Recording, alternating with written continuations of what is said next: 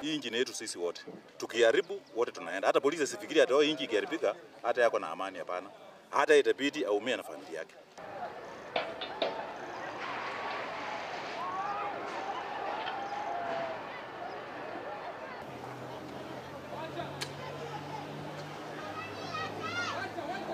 Kurudi kwa nyumba haitusaidii sababu vijana wetu wanapotea, hatujui tu wanapotea aje.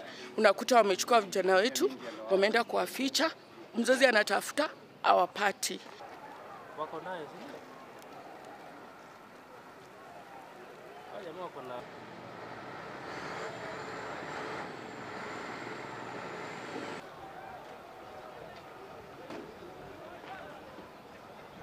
tutakaa hadi masaa ya jioni. Kitu ya maana tunaandamana maandamano ya amani.